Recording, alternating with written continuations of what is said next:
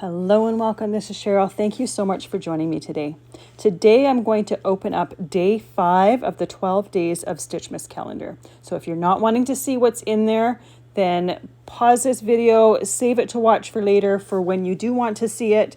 And I am going to open up this window and I'm going to create a project with it. I have a whole playlist that I am creating for 12 days, opening up each window, taking out the stitching die in that window and then creating something with it. So you can see that today we have a star, and rather than create a card like I've done for the past several days, I'm going to create a star ornament with it.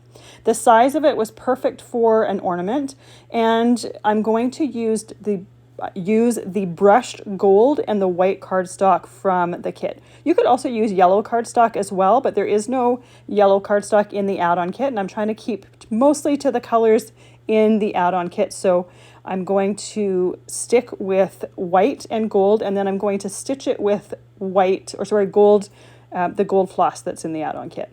So I actually did a bunch of the stitching off screen because there's a ton of those diamond shapes. It's very repetitive, so I'm going to do one of them on screen here, and then the rest of them I did off screen. For each side, I need 5 of these, so I have 9 already done. This is the 10th one that I'm doing. I have 2 of the background stars done, and I also had 10 of these diamonds cut with scrap cardstock to glue on the back, and that way when I glue my star together, I have some solid cardstock on the back that I'm gluing to the brushed gold cardstock, especially with this brushed gold, because any metallic cardstock that almost has a finish to it, it's a little bit harder to glue to it. You can see how fast this stitching comes together. When I started, I used a bit of the Best Ever craft tape to hold my thread down, and now that I'm done, I'm using another piece just to hold the end down. Once I've glued the backing onto this piece, that thread is going to be all secure, so I don't need to worry about anything falling off. This particular set didn't have a shadow die with it, so I just cut the same pieces that I'm doing the stitching on.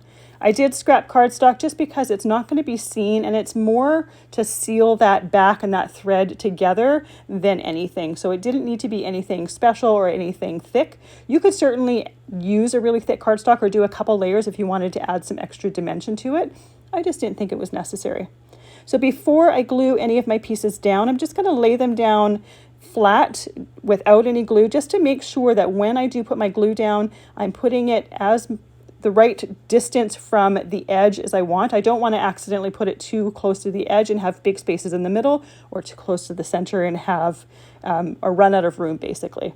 So I'm going to glue down each one piece by piece, and then once I'm done gluing all 5 down to the one star, I'm going to put an acrylic block on top of there just to hold everything nice and flat and secure. Sometimes when you're using liquid glue, the paper starts to curl a tiny little bit, so to prevent that, I put an acrylic block on there. It's got enough weight to hold everything flat and straight. I like using the liquid glue because you've got some wiggle room and you can move things into place till you have perfect placement. I also have my glue, and it's Barely Art glue, in a fine tip bottle because I can put as little or as much glue as I want on that piece to secure it. Sometimes you need just a few dots, and having that little fine tip on the glue makes it very handy. This glue bottle is a really nice size for holding in your hand and creating with. And I also use the same glue and glue bottle when I'm gluing things to my card bases, larger pieces. So it comes in very handy.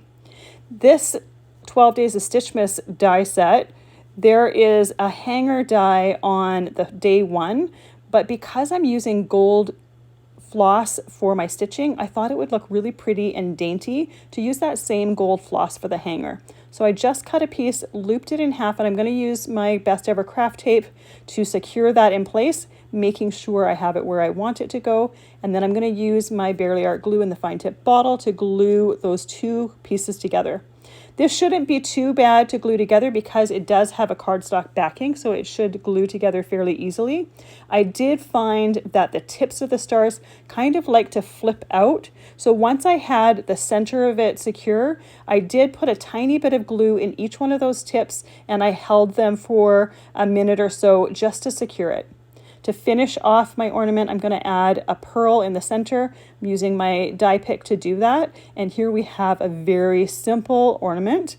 These would be perfect if you wanted to eliminate the pearl. You could also make a bunch of these and add them in Christmas cards as a little tiny gift to go with it. Thank you so much for joining me today. I really appreciate you being here. I'll see you tomorrow. I can't wait to see what's in day 6.